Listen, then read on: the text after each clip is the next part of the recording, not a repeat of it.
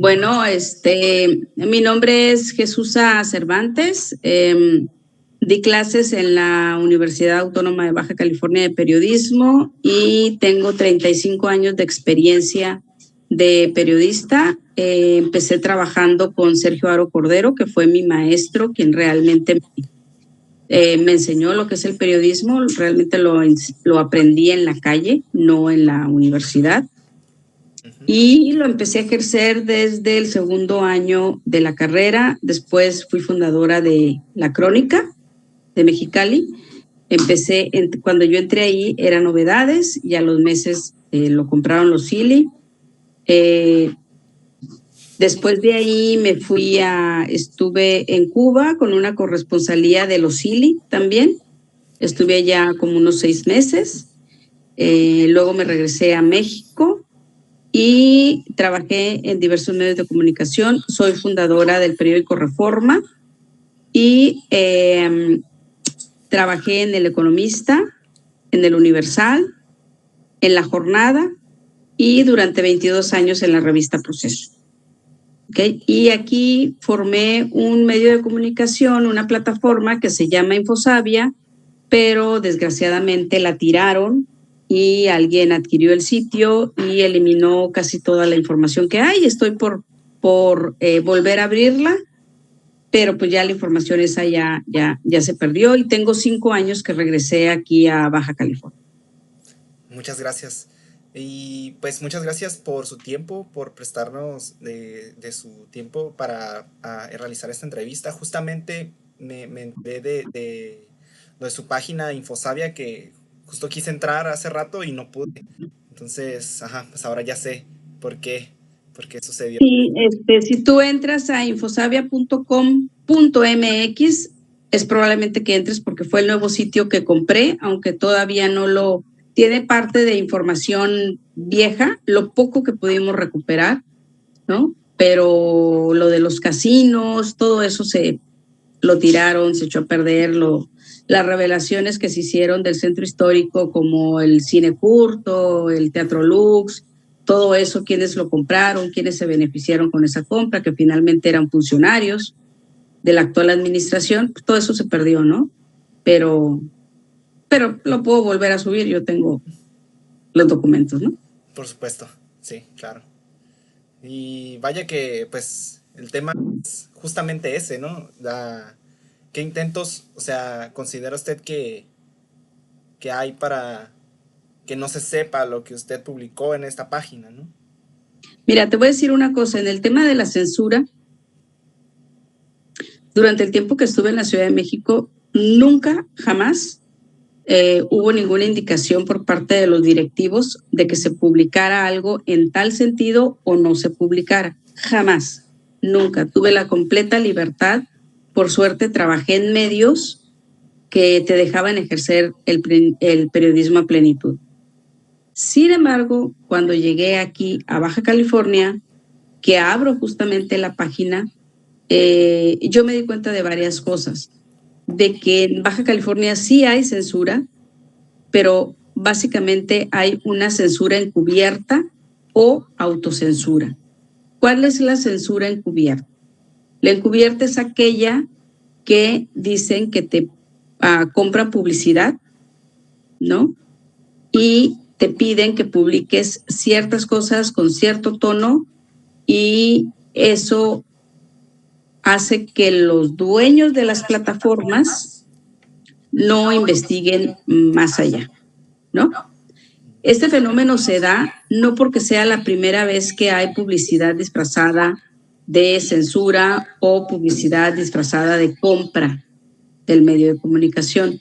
No, se da a raíz de que surgen las plataformas, porque no es lo mismo trabajar para un medio, un consorcio, que armar tu propia página. Y ahorita la época que nos está tocando vivir, pues cualquier persona puede comprar un sitio en internet, pagar en WordPress y empezar a reportear y a subir su material. Pero para eso también requiere recursos, ¿no?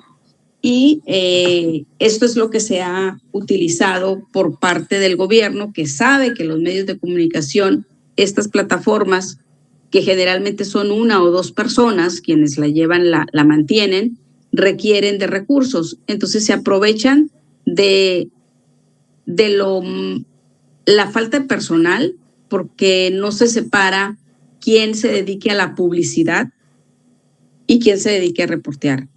Como regla número 1, para crear un medio de comunicación debes de tener a un publicista. Por eso los publicistas estudian para eso y el reportero estudia para reportear, no para andar vendiendo publicidad, porque tú al vender de alguna manera generas un vínculo, para bien o para mal, ¿no? Y entonces a la hora de cuestionar a quien te adquirió la publicidad, ya sea un empresario o sea el gobierno, alguna dependencia, entonces esas personas se frenan un poco. Esa parte sería la autocensura, ¿no? Y estamos hablando de cuestiones netamente políticas. Aparte es el tratamiento del crimen organizado. Eso ya es otro punto, se trata de manera distinta, pero lo que existe ahorita es que no hay una diferencia entre publicidad y entre reportero. Esto se ha generalizado a raíz de las plataformas. La otra, desde que cuando empezó la alternancia aquí en Baja California, en el 89, que ganó Ernesto Rufo, que gana Acción Nacional, después de que siempre había sido gobernado por el PRI, algunos reporteros, como Sergio Haro, revelaron quiénes recibían recursos de los gobiernos priistas para que se callaran y no hicieran periodismo de investigación, ni tampoco notas del día de denuncia, ¿no? De notas diarias que tuvieran que ver con alguna denuncia. Entonces, eran muy pocos los medios de comunicación que hacían esto y generalmente eran los medios que les llamábamos underground, que fue lo que Sergio Haro se dedicó a tener a lo largo de su vida, ¿no? Sergio tuvo la suerte de que había una persona que se dedicaba a comprar la publicidad que no tenía nada que ver con el reportero, ¿no? Cuando surgen las plataformas, se da ya cuando está una nueva administración. Ya hay un gobierno que lleva 30 años de Acción Nacional que ya había aprendido a corromper a los propietarios de los medios de comunicación. Ya había aprendido las mañas que tuvo el PRI durante toda la vida, ¿no? Y los compañeros reporteros aceptaron este disfraz que te digo de publicidad, de compra de publicidad, como una manera de autocensura, ¿no? Ahora que llegó Morena, en lugar de cambiar las reglas como uno esperaba, porque se suponía que era un gobierno de izquierda, lo que hizo fue repetir aún con mayor intensidad este tipo de cooptación.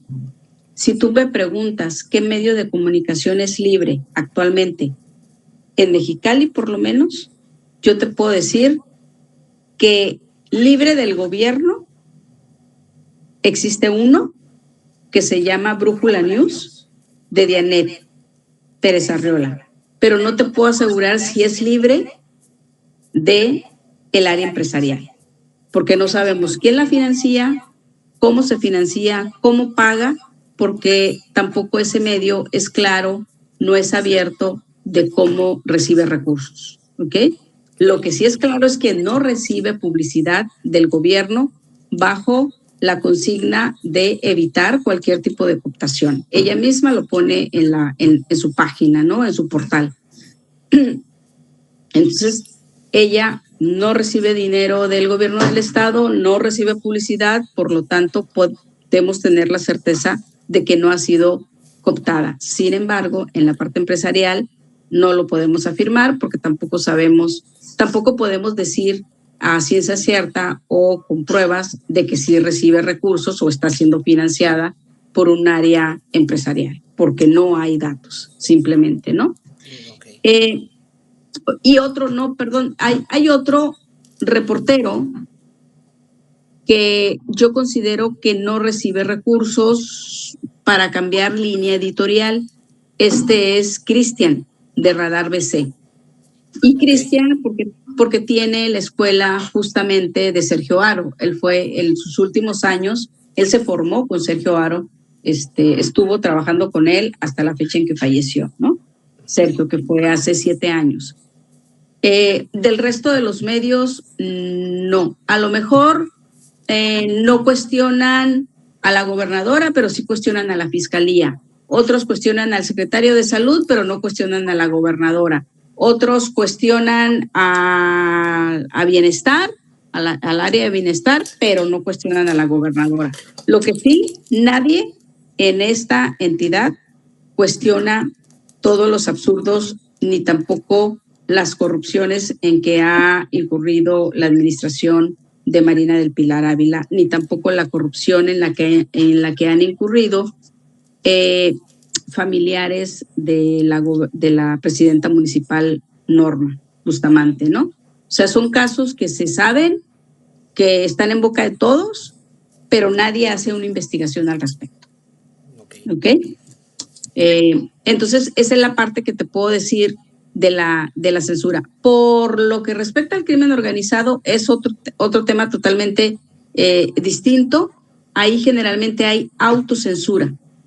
¿Por qué? Porque no es lo mismo estar en la Ciudad de México y cubrir el crimen organizado que tú vas a Michoacán, por ejemplo, durante 3, 4 días, te regresas a la Ciudad de México y escribes un reportaje o notas sobre el crimen organizado allá, el ataque a los limoneros, a los aguacateros, el tema del secuestro, o no es lo mismo estar en Tamaulipas, ¿no?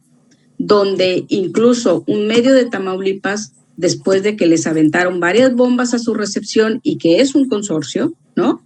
Te estoy hablando de hace unos 8 años, no, más. Van 6 años de Andrés Manuel, 1 año de Claudia Sheinbaum, como 2 o 3 más de Enrique Peña Nieto. Estamos hablando de unos 10 años atrás. Ese medio decidió no publicar nada del crimen organizado porque estaba en peligro toda su planta laboral, desde los distribuidores, los de administración, los publicistas, los reporteros, los que cubrían desde sociales hasta los que cubrían seguridad, ¿no? O justicia, que todavía en algunos medios se les sigue llamando nota roja, ¿no? Pero en realidad se les debería llamar justicia. Y si va alguien de la Ciudad de México a Tamaulipas, pues igual se queda un par de días, se regresa y tiene un cierto halo de protección en la Ciudad de México. En cambio, si tú vives en la localidad, es muy difícil porque ya se ha sabido que el mecanismo de protección para periodistas y activistas no sirve absolutamente para nada. No sirve por lo menos para detener un ataque, ¿no? Entonces la mayoría de los medios de comunicación optan por la autocensura, ¿sí? Ahorita todavía no hemos llegado a las amenazas del crimen organizado hacia los medios de comunicación locales, pero hacia allá vamos, ¿eh? Es parte del caminito que se sigue cuando hay una presencia constante del crimen organizado, como ya le estamos teniendo donde hay aquí en Baja California pleito entre distintos grupos de cárteles. Entonces vamos hacia allá, es parte del camino. Así como en su momento fue la presencia de cárteles, después fue la desaparición de personas, después fue la crisis humanitaria, después vienen los ataques a los medios de comunicación. Es un camino que lleva cuando el crimen organizado se presenta. Ese es otro tipo de censura, es autocensura. Ahora, en mi caso, ¿qué fue lo que ocurrió? Tumbaron el portal, alguien se quedó con el portal, yo todavía no sé quién fue, no me quisieron regresar tampoco la información, sé que el IP estaba en Asia, por allá, porque hasta allá lo pudimos rastrear, pero también te debo de aclarar una cosa, yo como 3, 4 meses antes, por razones personales, dejé de publicar yo, pero el medio se seguía publicando durante todo el proceso electoral, con colaboraciones que hacía otras compañeras, ¿no? Entonces, el medio seguía publicando, pero yo la parte del crimen organizado que yo estuve cubriendo, la parte de la corrupción, lo dejé por temas personales que me tuve que dedicar, ¿no? Entonces, tuve que dejar el portal a un lado. Pero lo que sí fue que alguien lo tumbó, yo nunca le puse medidas de seguridad. ¿Por qué? Porque salen muy caras y yo tampoco vendí publicidad, nunca quise recibir publicidad, pero tampoco quise recibir apoyo por parte de empresarios, entonces yo lo sostenía, ¿no? Y yo hacía todo. Entonces hay un momento en que dices, yo no puedo pagar la seguridad. Y me decían compañeras y compañeros, te lo van a tumbar. Le digo, ¿a quién le puede interesar? Pues sí, a alguien le interesó. No sé a quién, ¿no? Sí, claro, definitivamente. Preparé unas cuantas preguntas. De hecho, pues ya respondió algunas de ellas. Claramente la primera pregunta está prácticamente respondida. Igual se la hago por si gusta agregar algún comentario. ¿Cómo califica el trabajo periodístico que se realiza en Mexicali? Pésimo. Ok, muy bien. ¿Considera que la censura a los medios de comunicación y a los periodistas en Mexicali está aumentando? Sí, por parte del gobierno.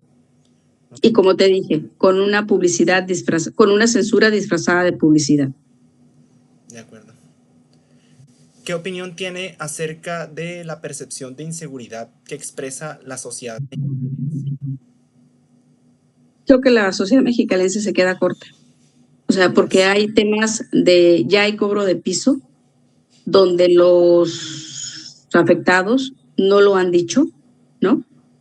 No lo han reclamado ante la gobernadora, ante las autoridades, ante la fiscalía, no ponen una denuncia por temor, pero sí todos sabemos que hay cobro de piso, por ejemplo, en el Braulio Maldonado. Sabemos que hay cobro de piso en varios restaurantes. Sabemos que ha habido amenazas de que no abran o no expandan sus empresas, porque son de distintas, por presiones del crimen organizado, ¿no? Ya ha habido algunos restaurantes que les han aventado pequeñas bombas molotov como aviso, como fue el Panchitos, ¿no? Fue el último, el Panchitos, que está acá en la calle de Brasil, creo que está, en la calle de Brasil.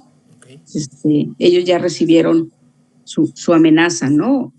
En el caso de Mexicali. Ya veo. Usted dice que no hay como una pronunciación del pueblo en torno a estos casos que... Porque la gente desconoce. La gente desconoce que ya hay cobro de piso, la gente desconoce que hay amenazas para los empresarios de diversos negocios, no nada más te estoy hablando de restauranteros, de diversos negocios. ¿Por qué? Porque no hay una denuncia, porque la gente tiene miedo, los propietarios. Por lo tanto, si no hay denuncia, tampoco llega a los medios de comunicación, ¿no?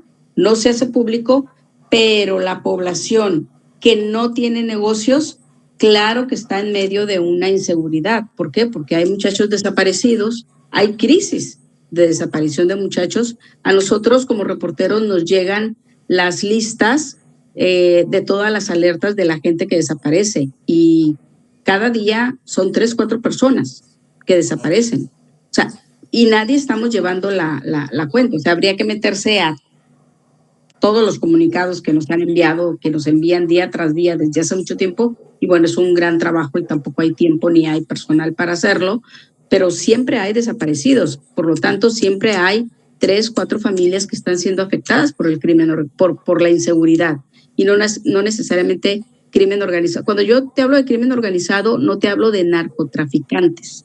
El crimen organizado, de acuerdo con la ONU, tiene más de 22 delitos. Estoy hablando de trata de personas, de venta de órganos, de narcotráfico, de cobro de piso, de paso de migrantes. O sea, son 22 delitos, no nada más es crimen organizado.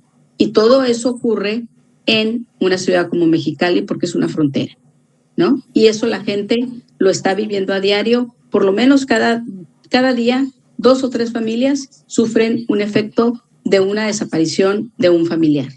Y el gobierno del estado no hace nada. Y la policía municipal, que tenía su grupo en la administración anterior de Norma Bustamante con el anterior jefe de la policía, creó una unidad especial para darle seguimiento y trabajar con los grupos de madres de madres y padres de los desaparecidos. Se hicieron ciertos mapeos de cómo ir a buscar, ¿no? Porque los que más saben resulta ser que son los familiares de donde pudieran estar las fosas, de donde pudieran estar sus familiares. Y el gobierno del estado no hace nada, el ayuntamiento sí estuvo haciendo, pero luego se frenó por la intervención justamente de la Fiscalía Estatal, y hasta ahí quedó todo. Y ahora, nuevamente, los grupos de desaparecidos, de familiares, están solos, pero eso no significa que no sigan aumentando los miembros de esos grupos, ¿no? Ok. ¿Alguna vez ha tenido que elegir entre informar la verdad o conservar su empleo? No, nunca, jamás. He pausado información, que es distinto. Es decir, he esperado que las condiciones de seguridad sean las más óptimas para mí y poder publicar. Por ejemplo, te pongo un ejemplo. Cuando estaba arreciando los enfrentamientos en el 57, que lo tenemos aquí a la vuelta de la esquina, yo fui para allá, hice investigación y todo, ya había publicado algo en algunos meses anteriores, después ocurren otros hechos, voy para allá y recibo un mensaje que uno aprende a interpretar los mensajes, ¿no? Y eso es, bájale, párate. Entonces, tú sabes que en ese momento no puedes publicar. Yo lo avisé, estaba todavía en la revista Proceso, les avisé y les dije, me voy a esperar un mes para poder publicar porque no están las condiciones. Ya que yo consideré que había condiciones para poder publicar, porque finalmente yo soy la que me quedo aquí, yo soy la que tengo familia aquí, ¿no? Lo publiqué y ya no ocurrió nada, ¿no? Entonces hay que ser prudente cuando eres reportero y te metes en estos casos. Si no, no te metas. Si no tienes prudencia, no te metas porque puedes caer en poner en peligro te puedes poner en peligro tú como reportero y básicamente a tu primer círculo, ¿no? Que son tus amigos cercanos y tu familia. Claro. Muy bien, la siguiente pregunta es, ¿alguna vez le han ordenado cambiar su redacción, omitir datos o abstenerse de publicar una nota por presiones políticas, comerciales o de alguna otra índole? Pues jamás. Jamás. En la revista Proceso incluso llegó a haber secretarios de Estado que pedían que yo ya no cubriera esas áreas, que fueron a la dirección de la revista y entonces con más ahínco se cubrieron. O sea, no solo no me movieron, sino que yo me empeciné ahora en buscar más. ¿Por qué? Porque la dirección me dijo, tú sigue haciendo lo que tienes que hacer. Claro, por supuesto. ¿Ha enfrentado represalias o sus colegas en el desempeño de su labor? Yo la única represalia que he sufrido fue esto que ya te narré del portal y que no tengo certeza de quién fue. Tengo algunas ideas, pero pues no tengo los pelos de la burra como para podértelo decir, ¿no? No me gusta hablar sin tener la certeza o los documentos. Sin embargo, mis compañeros sí han recibido represalias. Y te pongo nuevamente el caso de Dianet Pérez. Dianet hizo una pregunta en una mañanera donde ella dijo que había rumores de que el crimen organizado había participado en determinada licitación pública. La gobernadora se rió y la persona que estaba a su lado hizo una mueca también como de qué estupideces estás diciendo. Y la gobernadora dijo que por supuesto que no tenía nada de información y que ella no sabía nada de eso y que jamás había ocurrido en Baja California eso. Acto seguido, el secretario de gobierno, no recuerdo cuántos días después, si fue 1 o 2 días después, fue a presentar una denuncia ante la Fiscalía General del Estado para que a Dianet se le llamara como la que tendría que aportar las pruebas de lo que estaba diciendo, en lugar de que el gobierno, a raíz de la pregunta, iniciara una investigación, se fue en contra del reportero que estaba haciendo la denuncia y le pedía al reportero que diera las pruebas y que diera a conocer sus fuentes, cuando a nosotros nos protege la ley de no dar las fuentes. Entonces, el gobierno, en lugar de hacer su trabajo, mandó llamar a la reportera a que declarara. El Ministerio Público aceptó eso cuando el Ministerio Público no debe de aceptar eso. ¿Y qué es lo que se puede leer ahí? Una coacción política. pero además lo hizo el secretario general de gobierno, el segundo hombre en importancia política en una administración estatal, ¿no? Cuando debieron de haber hecho por oficio la investigación, ¿no? Entonces es doblemente grave, porque no lo hizo un director de área, no lo hizo un secretario de una secretaría de salud, no, o sea, lo hizo el segundo hombre más importante del gobierno, que cuando falta la gobernadora, en caso de falta de la cabeza, tiene que entrar el secretario de gobierno en lo que el Congreso nombra a un sustituto, ¿no? Entonces es doblemente grave. Eso es una coacción. Y no hubo medios de comunicación en su mayoría que respaldaran a la compañera. Hubo muy pocos medios que se pronunciaron a favor, pero también tenemos el caso de Jorge Heras, Claro. que ese caso sí fue mucho más sonado, ¿no? ¿Por qué? Porque hubo una agresión física por parte de dos personas que luego se supo que uno trabajaba en la policía y el otro era el hermano del que trabajaba en la policía municipal, y que ese que él mandó a hacer, supuestamente el intelectual de que lo mandó golpear, lo único que sabemos es que está asignado a un empresario como guardia, ¿no? Pero no se sabe si fue el crimen organizado, si fue porque algún empresario se haya incomodado por algún comentario de Jorge. O sea, no hay una claridad de quién fue.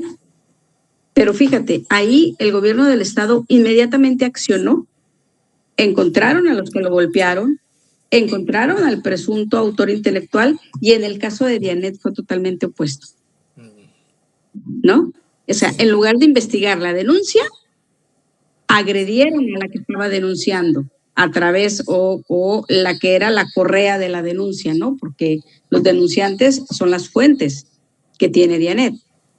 Dianet solamente fue la correa de transmisión para preguntarle, y ni siquiera había publicado, o sea, simplemente hizo una pregunta. No quiero saber lo que hubiera pasado si ella hubiera publicado todo un reportaje, pero eso sí fue una clara coacción.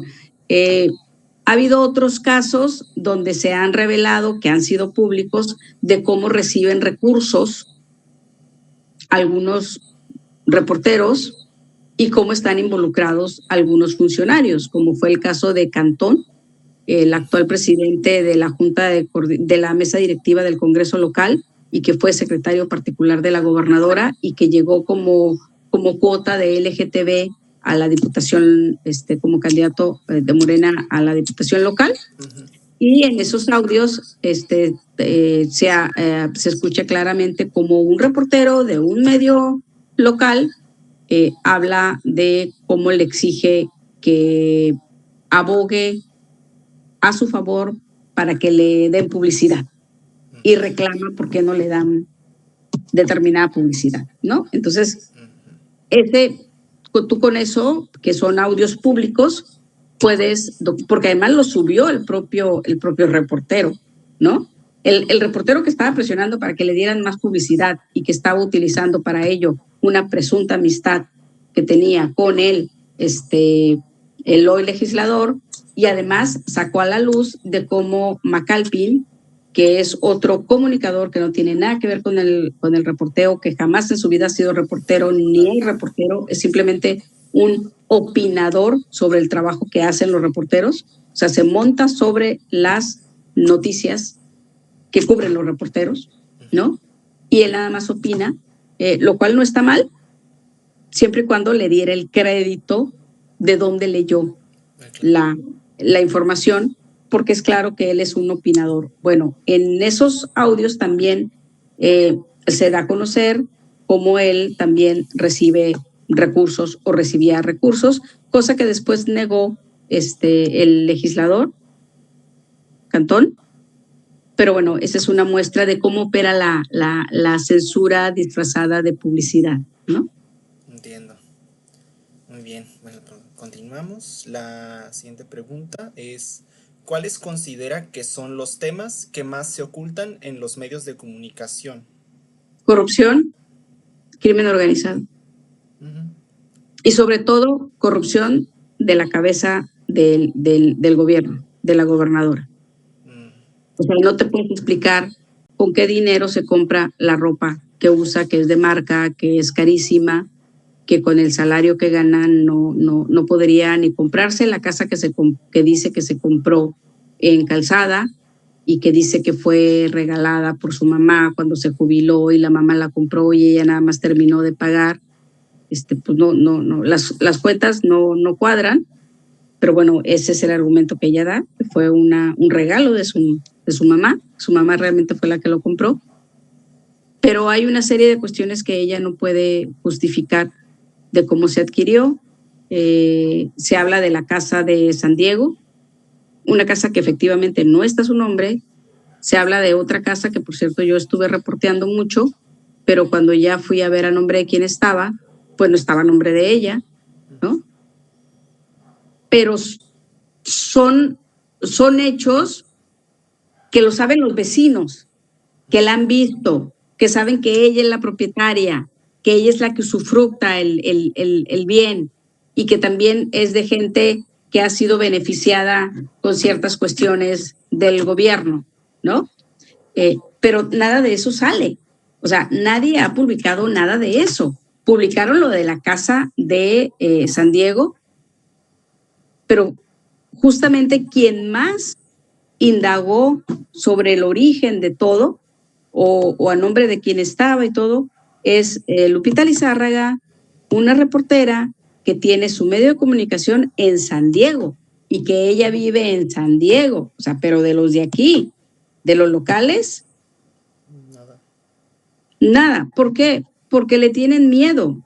¿Por qué? Porque algunos tendrán compromisos, porque reciben dinero, ¿no? Se han hecho públicas un sinfín de documentos de cómo se distribuye el dinero del ayuntamiento, del Congreso, de la Fiscalía, del gobierno del estado, cómo se les da en publicidad. Ya hay medios que incluso reciben al mes, entre todo lo que pellizcan, hasta 400,000 pesos.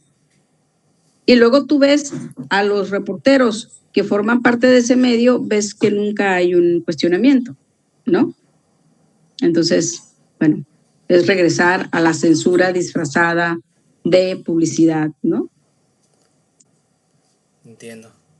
Justo ahí tengo una pregunta que la voy a Reformular. ¿Mande? ¿Reformular?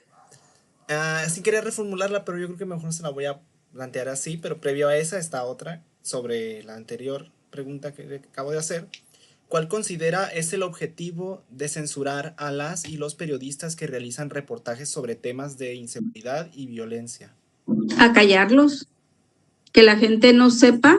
Cuando es por parte de, por ejemplo, el crimen organizado, pues es para que no se le dé voz al otro grupo criminal, ¿no? Y para que tampoco sus acciones se den a conocer. Entiendo. A callarlos, totalmente. En el caso de la gobernadora, para evitar exponerlos, que se expongan y la gente se dé cuenta quiénes son realmente los gobernadores, ¿no? Que los gobernadores actuales, la gobernadora que tenemos, que se dediquen más a hacer sus acciones personales que a gobernar, ¿no? O que se dedica a dar contratos a gente, a empresas de otros estados de la República y que tienen que ver con un grupo político al que ella pertenece, que no es el de la presidenta Claudia Sheinbaum Pardo, sino al de Adán Augusto López Hernández, ¿no? Cuando bien esas licitaciones se las pudieron haber dado a empresas de la localidad o incluso ese dinero con lo que se pagó esos servicios se pudieran estar utilizando para invertir en salud, ¿no? Porque sale más caro esa licitación que invertir en salud. Entonces es para que la sociedad no se dé cuenta de qué tipo de gobernantes tiene, que no están cumpliendo para lo que fueron electos. Es también acallar y de alguna manera la gente no se moleste tanto como para negarles el voto en las próximas elecciones. Ahora sí la pregunta que parece, pero no es en sí la misma pregunta. Esta la hizo una de mis compañeras. ¿Cómo se protege la verdad cuando los medios se convierten en plataformas de propaganda disfrazada de objetividad? ¿Cómo se protege la verdad? Es que la verdad no la están protegiendo, la están ocultando, que es distinto. Ahora, ¿cómo sacar a la luz la verdad? Teniendo reporteros preparados, y me estoy refiriendo a un elemento principal que es la ética. La mayoría de los compañeros que hoy están reporteando son egresados de la carrera de comunicación, y en la carrera de comunicación parece ser que no les enseñaron la ética, parece ser que no les enseñaron la diferencia entre ser publicista y ser reportero, parece ser que no les enseñaron en lo que es la dignidad, y tampoco les enseñaron que el periodismo es un asunto social, no para hacerte rico, no para tener a tus hijos en los mejores colegios, porque si tú eres reportero, por desgracia, es un trabajo pésimamente pagado y no te da para tener a un hijo en colegio. Eso no significa que tus hijos no tengan derecho a estar en un colegio, pero por supuesto que sí, ¿no? Pero lo tienes tú que pagar. Entonces, como saben el gobierno, saben los empresarios, saben todos los entes corruptores, incluso el crimen organizado, saben de la necesidad de los recursos que tiene un reportero que está tan mal pagado. Y entonces, ¿qué es lo que hacen? Pues les dan dinero para que no saquen la verdad. Pero si tú tienes ética, no aceptas eso. Si tú sabes lo que es la responsabilidad social, ahora, ¿tú para qué haces periodismo? Para ser la correa de la denuncia de la gente que está desprotegida. Tú haces la denuncia, pero los reporteros nos quedamos en la denuncia, cuando lo que tiene que haber, el siguiente paso es resarcir el efecto de la corrupción, o acabar con la corrupción, o acabar con ese desalojo, o acabar con ese despido, o acabar con los ataques sexuales, o acabar con la falta de pago de manutención de los hijos. O sea, nos quedamos en la denuncia. Eso sí lo denunciamos. Los reporteros, que te digo, son muy pocos los que verdaderamente hacen la denuncia. Si tú te pones a revisar todos los medios de comunicación que hay aquí en Mexicali, todas las plataformas, realmente todo lo que hacen es sacar los boletines de prensa o sacar las declaraciones de un acto. Es más, los boletines de prensa ni siquiera se deberían de publicar, porque tampoco les enseñaron ahorita en la universidad que cada publicación que va pagada se debe de tener un marco y se le llama gacetilla. Ya no existe la gacetilla, ya no está ese marco, y entonces la población no sabe si es pagada esa información, ¿sí? O fue una información investigada, ¿no? Entonces, ¿qué es lo que se tiene que hacer para salvaguardar la verdad? Que existan todos estos elementos, una mejor preparación, porque desgraciadamente salieron de la universidad, pero no salieron con ese tipo de tópicos que son vitales. Y te voy a decir una cosa, a mí jamás me los enseñaron en la universidad, y yo soy la segunda generación de comunicación. A mí me los enseñó Sergio Haro en la calle. A mí me los enseñó Sergio Haro y me dijo lo que no se debe de hacer: no recibir chayos, no recibir prebendas, no recibir casas. A mí el primer chayo que me ofrecieron fue aquí en Mexicali, fue una casa de Infonavit. Ese fue el primer chayo que recibí, que por supuesto dije que no, ¿verdad? Pero no se enseña eso en la universidad. Entonces, para poder salvaguardar la verdad, necesitas tener reporteros con una mejor preparación y sobre todo con una ética y un sentido de responsabilidad social. Es decir, tú haces periodismo con un objetivo social y para que se solucione el problema. Aunque tú no seas gobierno, no significa que tú vas a ser el justiciero, pero sí darle un seguimiento de tal manera que si tú le estás dando seguimiento de que no se cumple, tú estás obligando a la autoridad correspondiente a que cumpla con su obligación de resarcir el daño que se ha cometido, como por ejemplo los abusos, los despidos en trabajos, el hostigamiento sexual, la entrega de plazas, el quitar a una persona y mandarlo a la esquina, a la oficina, donde nadie lo pele, porque no lo puedo cubrir, porque tiene una plaza y el sindicato lo protege, pero sí lo puedo mandar a la esquina donde hace un trabajo que le vas a dañar su cuestión personal, le vas a dañar su dignidad como trabajador, le vas a generar un estrés impresionante que va a terminar yendo con el psicólogo, yendo con el doctor, tomando antidepresivos. Son una serie de consecuencias que debe de saberlo el reportero. Entonces, ¿y por qué no lo sabe el reportero actual? Porque el reportero no está preparado. ¿Por qué? Porque lo que están haciendo es únicamente cubrir a los funcionarios. ¿Por qué? Cubrir al rector los temas de la universidad, porque están recibiendo una publicidad de la rectoría en su portal, donde dice Día del Cimarrón, cuando nadie puso, por ejemplo, por qué en el Día del Cimarrón la Escuela de Artes de Ensenada canceló, no participó, después de que se había preparado por meses, pero no participó en el Día del Cimarrón la orquesta, porque le cancelaron unas horas antes, porque se manifestaron en contra de la manera de reelegir a su director, con el cual no están de acuerdo, se manifestaron y entonces hubo esa consecuencia. Dime si lo has leído en algún medio de comunicación. No En sabía. ninguno. En ninguno. Y pero ¿qué dijo Rectoría? Cancelaron. No, los muchachos no cancelaron. Los muchachos se prepararon durante más de un mes para el repertorio, ¿no? Pero ¿qué fue lo que salió en los medios? Gran fiesta el Día del Cimarrón, de Dignidad Cimarrón, creo que se llama, o que fue este sábado pasado, ¿no? En Rectoría. Entonces, nada de eso lo ves. ¿Por qué? Porque los compañeros no tienen la preparación correcta, porque no tienen ética, porque no tienen dignidad, porque no están ejerciendo un periodismo con un sentido social, están ejerciendo un periodismo como un medio para ganarse la vida. Lo cual... ¿Mande? No, adelante. Lo cual tú como reportero debes de saber que el recurso que se paga es poco. Tampoco estoy justificando que se pague poco, ¿no? No debería de ser así, pero tampoco hay un gremio solidario, fortalecido, como para exigir mejores salarios, ¿no? De acuerdo. ¿Qué será lo que ocurre aquí en este caso? ¿Será que no hay como... Porque yo recuerdo su trabajo dándonos clase y se sostiene hasta la fecha con lo que me está diciendo. El hecho de que tiene que haber una ética, tiene que haber una conciencia de qué se trata el periodismo.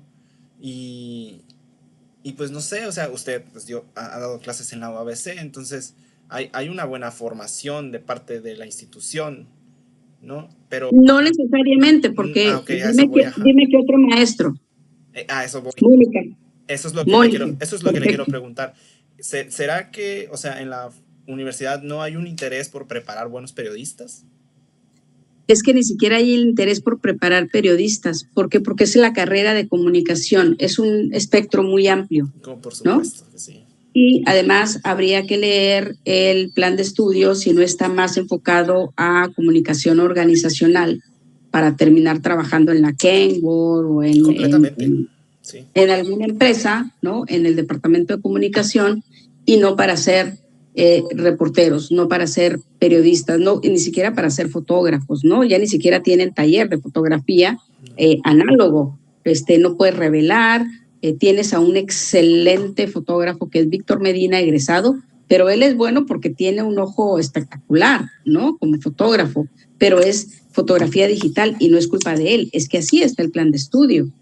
No tienes taller de fotografía. ¿Cómo es posible que la Escuela de Comunicación ni siquiera emita un boletín, ni siquiera no participe en la Gaceta? La Gaceta Universitaria se tendría que estar haciendo ahí. El programa de radio se tendría que estar haciendo ahí, como lo hace Radio de la Ibero, ¿no? Donde tiene un noticiero. Aquí está prohibido en Radio Universidad dar noticias. Lo único que dices son cosas de la universidad, pero el noticiero ya no existe. Entonces es totalmente aburrida el noticiero. No tienes programa de televisión. Cuando yo nosotros exigimos que se pusieran los talleres, logramos que se comprara todo el equipo e hicimos programas de televisión con noticiero. Entonces, ¿cómo es posible que el área de comunicación no haga nada de eso? ¿Por qué? Porque no está enfocado a otra área, ¿no? Entonces, tampoco le puedes decir a los compañeros hoy reporteros que crecieron con eso, pues no les puedes exigir lo otro si nunca se lo dieron, ¿no? No les puedes exigir eso si algunos se acogieron a los viejos reporteros de la vieja escuela de la corrupción. Entonces, ¿qué aprendieron? Pues aprendieron lo que hace gente como Víctor Islas, ¿no? Aprendieron el periodismo que hace Colileguía, que es no cuestionar, recibir dinero a través de publicidad, ¿no? O sea, o coaccionar a través de los medios de comunicación para obtener prebendas, ¿no? Coaccionar a través de notas para recibir un beneficio como reportero y que te paguen más publicidad. Entonces, tampoco te puedo decir que es responsabilidad totalmente de los compañeros que están reporteando y que tienen sus plataformas. Otra parte serían los compañeros que están ya en consorcios como La Voz de la Frontera, como La Crónica, que son medios consolidados, ¿no? Porque ahí sí les dicen qué escribir y qué no escribir. Y me consta. Y les cambian las notas. Y si no te gusta, pues te vas.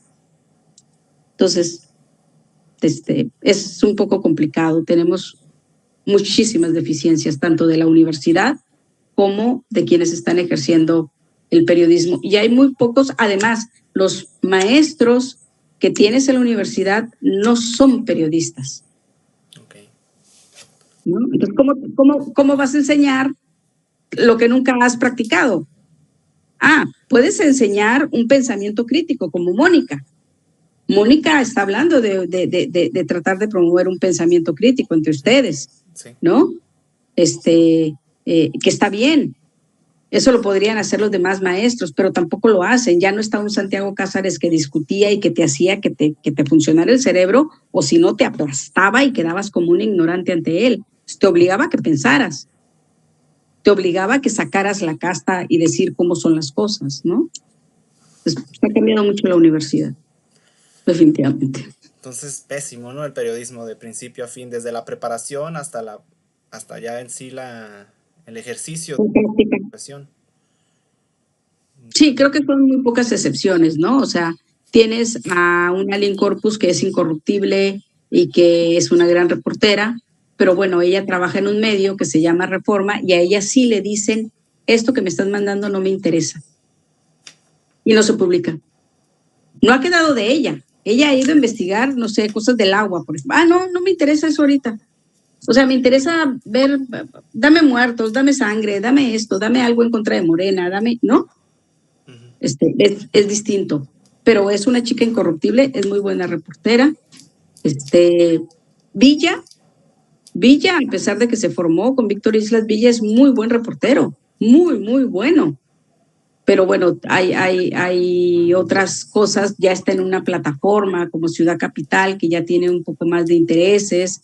No sé si hay cosas en las que se frene o no, porque pues no los veo todos los días, ¿no? Tienes a un reportero como Jorge Heras que tiene un gran carisma y que empata, tiene una empatía impresionante con la gente. Eso pocos reporteros lo tienen, pocos. O sea, él conecta inmediatamente con la gente y la gente le tiene confianza y la gente acude a él para hacer denuncia.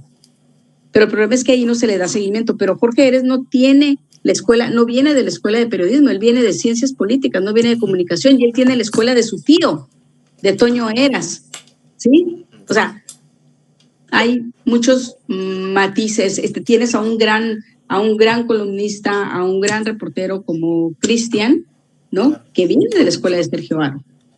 Son muy pocos, son contados con las manos, la verdad. Sí, claro. Pues ya los mencionó usted, claramente. Ya por terminar la entrevista. Y las últimas dos preguntas, ya para terminar, ya no quitarle más tiempo, serían: ¿qué acciones considera necesarias para enfrentar la censura? ¿Qué acciones para enfrentar la censura? Es que mira, yo no pudiera decir, le voy a exigir a un compañero reportero que tiene 3 hijos que mantener, que tiene una esposa que tampoco le alcanza con su trabajo, a que no reciba dinero. O sea, yo no lo puedo juzgar. Yo no te juzgo a los compañeros de decir, no te lo señalo, de decir quién recibe. Eso ya es personal. No estoy de acuerdo yo, Jesusa, y yo nunca he recibido, pero no me puedo poner a señalar a los compañeros y decir, es que este recibe dinero y es un corrupto. Eso es algo personal. Yo no sé qué lo motivó. No sé si tiene una madre enferma, no sé si le gusta el dinero, no sé si tiene 3 hijos que mantener. O sea, hay muchas variantes para que la gente reciba dinero. Y hay muchas variantes para que la gente reciba dinero a cambio de callarse. Hay gente que lo hace porque es cómodo, porque vio, como te dije, en la manera de a crear una plataforma de recibir recursos, de obtener dinero fácil. Y además conoces a los políticos y luego entonces les puedes pedir favores para diversas cosas, ¿no? Entonces, híjole, ¿qué se puede hacer para evitar la censura a los reporteros? Yo digo que no parar, ¿no? Que sigan denunciando, que no acepten la censura. Pero ¿qué te puedo decir de una persona que trabaja en La Voz de la Frontera y va saliendo de la universidad? Claro. ¿Cómo va a aprender? ¿No? ¿Cómo se va a foguear? ¿Se va a ir a una plataforma donde no tienen para pagarle dinero porque por eso en las plataformas son 2 o 3 personas? Quizá lo que tendría que ser es que hubiera una organización que pudiese conseguir donaciones de parte de organizaciones internacionales de periodistas que preparen a los reporteros aún más, ¿no? Para que puedan abrir sus propias plataformas y tengan muy claro que no se van a hacer ricos y que el periodismo no es para hacerte rico. El periodismo es para que cumplas con una función social, de ayudar y de tener la suficiente indignación como para denunciar algo y que nada te detenga, ¿no? Quizá eso pudiera ser una mayor preparación a través de organizaciones que reciban recursos y preparen a la gente, ¿no? Entiendo. O sea que sí, de plano no hay posibilidad de que reciban apoyo incentivo para hacer buen periodismo, ¿no? No hay un incentivo como no sea su propia ética. Debería ser suficiente, pero pues bueno. Si te dedicas al periodismo, lo que es en esencia para lo que se creó el periodismo, sí, debería ser suficiente, pero se ha ido transformando. O sea, creen que los reporteros son publirelacionistas y no. O sea, confunden. ¿Y eso por qué? Pues porque tienes una mala preparación, tienes una mala educación en la universidad, no está enfocada al periodismo, es muy abierta, es comunicación y ahora para molarla tiene más un corte totalmente organizacional, ¿no? Completamente. Bueno, pues entonces pasamos a la última pregunta y ya si gusta agregar unos últimos comentarios. ¿Cuál cree usted que será el futuro del periodismo en Mexicali, pero en sí en México? Glorioso. Aún con todo esto, glorioso. En México hay excelentes periodistas de todos los estados. No te estoy hablando de la Ciudad de México, que es donde estuve trabajando 27 años, no. O sea, he conocido grupos de reporteras, por ejemplo, hay un portal de Amapola, que ellos han trabajado muy bien porque se han asociado con otros, por ejemplo, ahorita que decías para evitar la censura, ¿no? Ellos han tenido la virtud de asociarse con otros medios de comunicación de Sudamérica, de Centroamérica, y han compartido. ¿Por qué? Porque hay muchas temáticas que nos unen, como por ejemplo la migración. Este medio es de Guerrero, tiene mucha gente que migra hacia Estados Unidos, la problemática que vivimos aquí nosotros les incumbe a ellos, Sudamérica tiene muchos migrantes, Centroamérica, y entonces hay un trabajo colectivo, ¿no? O sea, ya no sé, una de las formas que se me olvidó comentarte de cómo evitar la censura y todo es dejando de hacer periodismo a título individual, a título personal. Lo que hoy funciona no es lo mismo que funcionó cuando yo estaba de reportera en mis años mozos de hace, por ejemplo, 30 años, ¿no? O 35 años o hace 20 años, no. Ahorita tienes que hacer un periodismo en colectividad. ¿Por qué? Porque eso no nada más hay un intercambio de información, hay un aprendizaje de cómo reportear. Tu visión se expande más y puedes tratar temas de una manera, problemas de la localidad que ni siquiera habías pensado, no habías pensado que se podían cubrir de tal manera, pero además tienes una protección, te generas un halo de protección. Ese que antes se tenía nada más en la Ciudad de México, en los estados se puede tener siempre y cuando tengas una colaboración con otros medios de comunicación, pero tenemos un serio problema en México, entre los mexicanos, que se llama ego. Entonces, mientras el ego esté por encima de lo que es el periodismo, difícilmente te vas a querer asociar con otros, porque quieres tener la exclusividad. Porque muchas veces tienen la exclusividad por ego y muchas veces tienen la exclusividad para con eso poder coaccionar a algún empresario, funcionario, lo que sea, ¿no? Pero quien hace verdadero periodismo, creo yo que tiene, una gran posibilidad de hacerse buen periodismo en Mexicali, en el estado, como se hace en otras localidades, y siempre y cuando estés aprovechando lo que te dije ahorita de organizaciones internacionales, de periodistas que dan apoyos, ¿no? Pero para eso alguien tendría que empezar a echar a andar la pelota con eso, y la colaboración con otros medios de comunicación. Te pongo un ejemplo, hay una gran organización que se llama Periodistas de a Pie, que la empezó Marcela Turati y luego la siguió se me fue el nombre ahorita de la compañera que estuvo en la jornada, que ahora ya dejó Periodistas de a Pie. Ellos formaron Pie de Página y es todos los medios, estas plataformas que se crearon en diversas entidades y que son gente incorruptible y gente que vio temas que nadie pelaba, ¿no? Porque ahorita lo de hoy es cubrir crimen organizado, pero hay temas que nadie pela porque no son muy leídos, que es medio ambiente, el robo del agua, las invasiones, o sea, la cuestión que afecta, que atañe directamente a la población en su día a día, esos medios lo empezaron a cubrir, hicieron una red, ¿no? Y entonces esa red se intercambia, pero ese es el único ejemplo que tenemos aquí en México. Y de ahí aprendió Amapola, que es este medio que te digo de Guerrero, ¿no? Y lo amplió hacia otros países. Ya veo. Bueno, esas son todas las preguntas de la entrevista. Le agradezco enormemente por su tiempo, por su conocimiento, que es útil a más no poder. Yo quisiera pues tener más de usted en la facultad, porque es muy, muy necesario. Sí, es muy lamentable que no haya una formación adecuada del periodismo en la universidad. Y ya para terminar, no sé si guste agregar algún comentario, Mira, la universidad no ha querido contratar compañeros que son muy buenos en cine, en otras áreas que tienen que ver con comunicación, no los ha querido contratar por honorarios. Mi caso es ese, ¿no? Yo les dije, ya no puedo seguir en nómina, pero puedo seguir trabajando por honorarios. Me dijeron que no. Yo hablé con otras autoridades y me dijeron que sí se podía hacer, pero bueno, la facultad decidió que no, y donde no te quieren, pues hazte un lado, ¿no?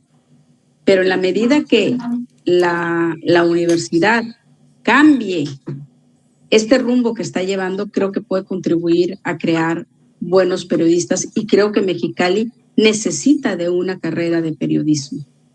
Carrera, no de comunicación, donde el espectro se va perdiendo, ¿no? El espectro es tan amplio, que se va perdiendo la efectividad, porque sabes un poquito de todo y el que sabe un poquito de todo termina sin ser especialista en nada, ¿no? Claro, bueno, verdaderamente.